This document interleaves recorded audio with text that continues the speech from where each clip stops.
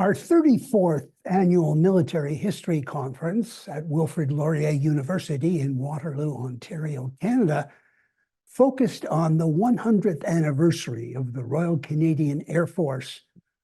And when I was asked to do my usual talk at the end of the conference, I chose to speak on air power and the Normandy beachhead, and began to explore that question. Now, historians write within silos, shaped by their focus on individual, group, community, or nation, largely ignoring larger contexts. This was certainly the case in Terry Copp's Fields of Fire, The Canadians in Normandy, which sketched Anglo-Canadian and German operations and strategy, but largely ignored 1st U.S. Army. Recently, I've been working on a project contextualizing events described in Major Don Learmont's memoir, published in our military journal, CMH, in spring 2000. Don entitled his memoir, Soldier, POW, Partisan. Learmont was one of the North Nova Scotia Highlanders taken prisoner by the 12th SS on D+1. Spared the fate of those who were murdered at the Abbaye d'Ardenne and the Château d'Audrieux, he was part of the column of prisoners of war who were marched 135 miles from outside Caen to Front Stalag 133 in Rouen, Brittany. Learmont witnessed the impact of the Allied forces both directly in friendly fire strafing of the column of prisoners and indirectly seeing the aftermath of the Interdiction campaign, especially at Fourgères on the Brittany border and in Rouen itself, where the rail yards were a primary target immediately before D-Day.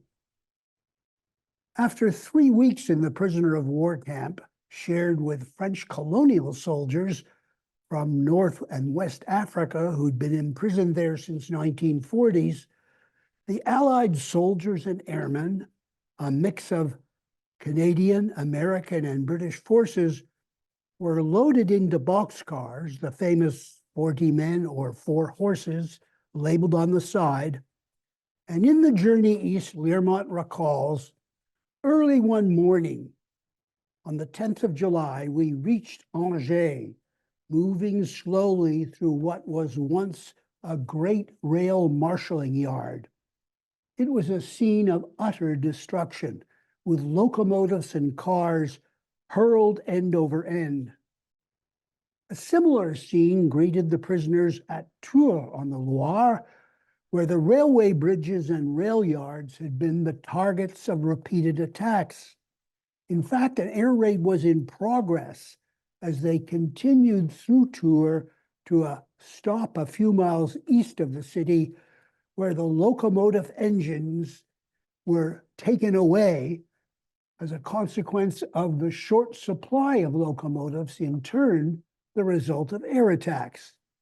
Their engine was taken away for 10 days for what the Germans called priority tasks. For the next 10 days, they were stranded near Tours, where further air attacks, especially from the P-47 Thunderbolts of 9th U.S. Tactical Air Force, were frequent. It was evident that missions directed at rail yards and bridges had resulted in much destruction and loss of life as a result of the spillover into civilian areas and targeting errors. Despite this, French civilians seemed glad to see the prisoners. They brought fresh food and water to the men who were forced to stay on the boxcars, being allowed out only occasionally, including one memorable episode when the locals gathered to watch the prisoners strip naked and enjoy a much-needed wash with water from hoses. When a new engine was found, the journey to a PW camp in Germany resumed, but Learmont and an American pilot, Bill Friedenberg, had found a hastily repaired space in the corner of that car and were able to open a hole large enough to squeeze through. With the assistance of local farmers and resistance groups, they moved away from the search area, ending up with a Maquis group commanded by a man calling himself Captain Lucas. The story of this Black Maquis and the psychopath who led it is related by Learmont in his 2000 article and by Will R. Bird in his 1955 book, The Two Jacks. But for today, my interest is focused on the bombing they observed. The bombing they observed and the results of the Interdiction campaign, an aspect of the Overlord story that remains controversial. By April 1944, when the Supreme Commander General Eisenhower and his staff at SHAEF, Supreme Headquarters Allied Expeditionary Force, were given control of the Allied air forces, the primary task of the air forces, the winning of air superiority, had been accomplished. Of the 1,000 German fighter aircraft allocated to France, less than 400 fighters were available, and these had to be withdrawn from forward airfields for fear of destruction. Those who believe that the combined bomber offensive of 1943-44 was less than the true Second Front should try and imagine Normandy without air superiority. The combined bomber offensive had also drawn the Luftwaffe away from Italy and the Eastern Front in order to defend the fatherland. One might argue that the Luftwaffe succeeded in defending the fatherland, but at the cost of the battlefields fought over by the land armies. The second priority of D-Day was attacks on coastal batteries and radar, and they had mixed success in this task, as did their attempt to bomb the beach defenses in the early hours of 6 June, which largely failed due to the weather. The third mission, the one that concerns us today, known as the Interdiction campaign, was intended to prevent German reserves from reaching the beachhead, especially in the first crucial days ashore. General Eisenhower believed that the task given to the air forces was crucial to the success of Overlord. But he met resistance, both from British and American bomber commanders, and more importantly, from Winston Churchill, who feared the impact of civilian casualties on French opinion. At one point, Eisenhower had to threaten to go home if Churchill continued to oppose the Interdiction campaign. Eisenhower told Churchill, and I quote, "Casualties to civilians are inherent in any plan for the full use of air power. The Overlord concept was based on the assumption that our overwhelming air power would be able to pave the way for the assault. If our hands are now tied, the perils of an already hazardous undertaking will be greatly enhanced." After Churchill backed down, Eisenhower issued an instruction to be read to all aircrew engaged in the campaign. It read, "Humanity and the principles for which we are fighting demand that pilots be scrupulous in avoiding any but military targets." It would prove difficult to carry out this instruction, as cloud cover, flak, smoke, and for Bomber Command, darkness at night interfered with precision.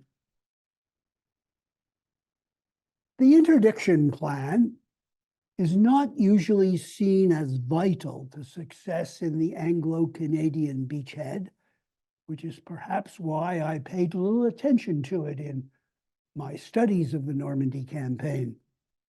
The reason for it was that 21 Panzer, 12th SS Panzer, and Panzer Lehr were all well within the battle zone on D-Day, and they would move at night and under cloud cover to the beachhead. They could be harassed, but not prevented from moving forward.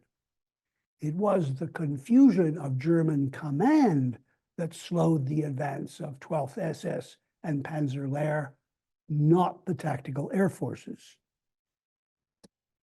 However, the destruction of the Seine bridges west of Paris, the spectacular achievement of the tactical air forces, ought to have played an important role, but on June 7th, only one of the divisions of 15th Army on the north bank of the Seine was ordered across the river. The 346th Division crossed the estuary near Le Havre on boats and was able to engage with 6th British Airborne by the 8th of June. But 2nd Panzer Division, located near Amiens, was held back by the German command until the 9th of June, due to the belief that the Normandy landings were a feint before the real invasion began in the Pas-de-Calais. The Recce Battalion of 2nd Panzer Division led the way through Paris, reaching Caumont late on the 12th of June. But the rest of the division did not arrive until between the 17th and 19th, long after the lodgment was secure. It turns out that the situation, observed by Learmont and others, in the American sector was very different. The original interdiction plan did not address the movement of German divisions from Brittany. Schaeff and 1st U.S. Army were understandably worried about what 77th Infantry Division, for example, located just west of Avranches, as well as 3 Parachute, 353rd Division, and 275th would do when the invasion landings began. It's true they were short of transport, but the German army had created mobile battle groups of roughly 3,000 men for each of these divisions, leaving the other battalions to move on foot or to remain in Brittany. Air Marshal Tedder, who was coordinating the Overlord air campaign, decided to establish a second interdiction line by bombing what came to be called choke points on railway and road junctions leading from Brittany to Normandy. Learmont and his fellow prisoners had witnessed the aftermath of one such attack at Fougères, where a railway as well as a paved highway passed through the small town. This made it an obvious target, and more than 300 civilians were killed in the raid of 7th, 8th June. A terrible crime in a sense, but no rail traffic and little road traffic could pass through that choke point for days to come. Nicholas Zettering, the author of the most reliable guide to the German units involved in the Battle of Normandy, notes that the 77th Division, based in the Saint-Malo area, was ordered to Normandy on 7 June via Avranches, another choke point. It took 3 days to reach the beachhead, a distance of less than 200 kilometers. The delay allowed 4th Infantry, 4th U.S. Infantry Division, landing at Utah to link up with the 82nd Airborne before German reinforcements arrived. 3rd Parachute Division, with an unusual strength of 17,000 men, was 40% motorized, and a reinforced regiment began to move north on the 8th of June. By the time it reached Saint-Lô on the 10th, 11th June, it was employed on the flank of the 352nd Division in a defensive posture to slow the American advance to Saint-Lô. It took 2 more days before the rest of the division joined them. The movement of Battle Group Heinz, part of 275th Division, is traced in the map before you. It took up position on the left flank of 352nd Division on the 13th of June. And as the map illustrates, in addition to choke points, there are examples of the rail lines being destroyed all along the routes from Brittany into the Normandy beachhead. The conclusion that one has to reach is that none of the Brittany divisions were able to intervene in the beachhead due primarily to air power, and thus the Utah and Omaha beachheads were consolidated before reinforcements arrived. The Loire interdiction plan was focused on 17 SS Panzer Grenadier Division, which was training near Poitiers, close to the railway line that crossed the Loire at Saumur.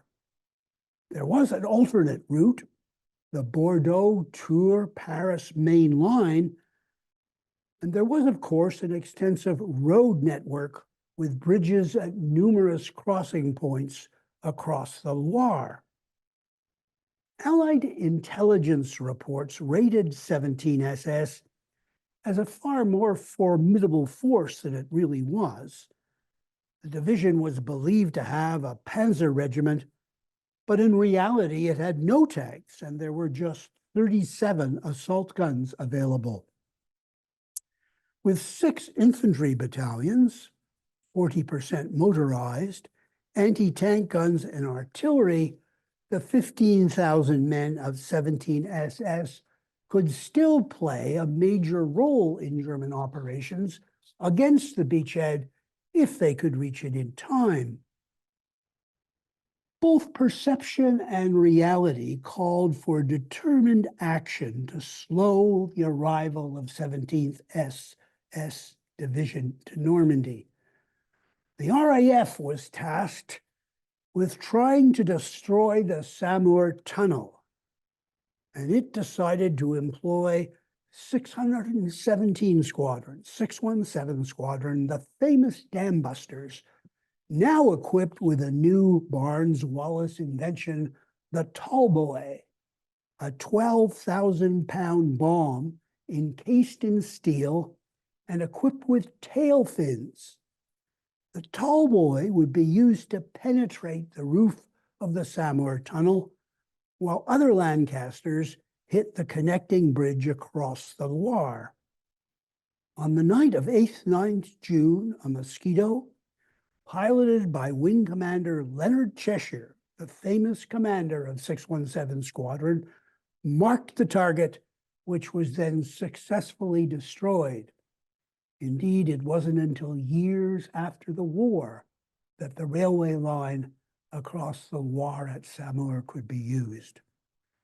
The Saumur tunnel attack was just part of a massive effort by both air forces to keep German reinforcements away from Normandy. 17 SS was certainly delayed.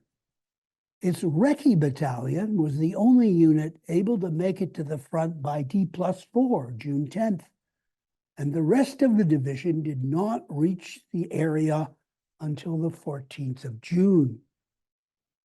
The importance attached to 17 SS and to a lesser extent 2SS at Toulouse in the south of France, was also evident in the decision to deploy the 1st Jedburgh team to go to France, south of the Loire, on the night of 5th-6th June. Operation Jedburgh involved highly trained 3-man teams who would parachute into occupied Europe to supply, train, and direct resistance groups.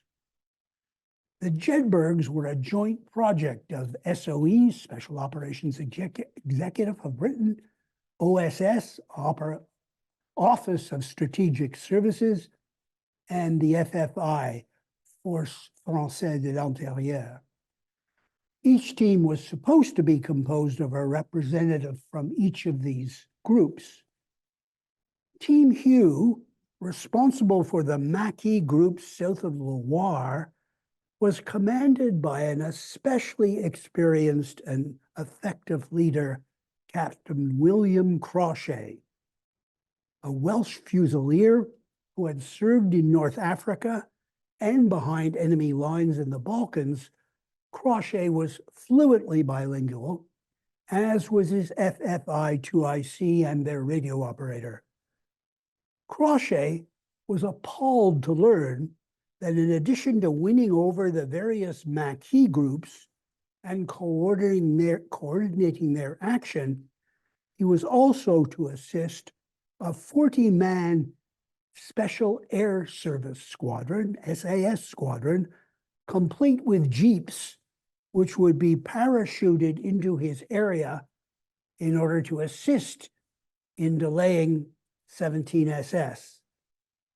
The RAF provided a specially designed Halifax from 161 Squadron to deliver the Jedburghs and the SAS advance party. The RAF returned to bring the rest of the squadron, and the jeeps dropped with 4 large parachutes on each corner of the jeep. The main achievement of the SAS group was to arrange for the RAF to attack a petrol train that was too well guarded for the SAS or Maquis to attack directly. On the night of 11 June, 12 Mosquito bombers destroyed the train, preventing the refueling of 2SS when its motorized units moved north. On 3 July, the Germans located the SAS camp, killing and executing most of the squadron, ending what was called Operation Bullbasket. The move of 2SS Panzer Division to Normandy has been described in detail by Max Hastings and other authors, especially because of the horrific massacres of civilians at Toul and Oradour on the 9th and 10th of June. 2SS had been ordered to suppress Maquis actively before continuing north. But once underway, railway destruction, the shortage of transport and fuel, as well as the bombing of the Loire bridges, explain the late arrival of the division, which played only a minor role in the Normandy battle until July. While writing this paper and the larger essay from which it is derived, I kept reminding myself of the primary task of the historian, which in the words of R.G. Collingwood is to think the thoughts behind past actions, attempting to understand the ideas, values, and state of knowledge of those who made decisions and those who carried them out. The air campaign to isolate the Normandy battlefield, particularly during the early Neptune phase of what Eisenhower had called this hazardous undertaking, caused around 10,000 civilian deaths in France, as well as many wounded and much physical damage. Was it worth it? Those who made the decisions in 1944 were not ignorant of the probable costs. But their war was about liberating Europe from Nazi tyranny. And they knew that many would still have to pay the price of the liberation. Thank you.